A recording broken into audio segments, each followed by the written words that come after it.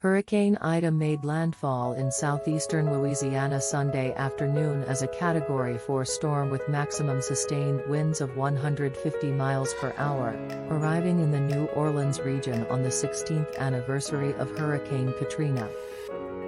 Ida will make landfall on the 16th anniversary of Hurricane Katrina, which made landfall in 2005 as a Category 3 storm with 125 mile-per-hour winds and 20 feet of storm surge. While experts predicted to the New York Times Ida is likely to have a less severe impact than Katrina with its lower storm surge, Ida is still projected to be potentially the strongest storm to hit Louisiana in at least more than 160 years. We can sum it up by saying this will be one of the strongest hurricanes to hit anywhere in Louisiana since at least the 1850s, Governor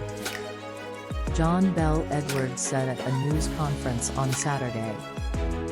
How Louisiana's infrastructure designed to protect the New Orleans region from major storms will fare against Idaho. Much of the New Orleans area is protected by a levee system and storm barriers that were strengthened in the wake of Hurricane Katrina, designed to withstand a so-called 100-year storm that has a less than 1% of occurring each year, which the New Orleans Advocate reports Ida will exceed. Sunday and the days following landfall will be the first time the system has been tested by such a storm, the Advocate reports, though officials expect the protective system to hold against the hurricane. We are confident in the system's abilities to weather Ida as intended for such an intense storm, Nicholas Calli, West Region Director of the Southeast Flood Protection Authority, told the outlet. Some coastal areas of Louisiana outside the major levee system that have lower barriers in place, however, could see complete and utter devastation from the expected high storm surge, the Advocate reports. People along the Louisiana coast were ordered to evacuate ahead of the storm, while New Orleans residents were under a voluntary evacuation order because the city's mayor LaToya Cantrell said there was not enough time to impose a mandatory order.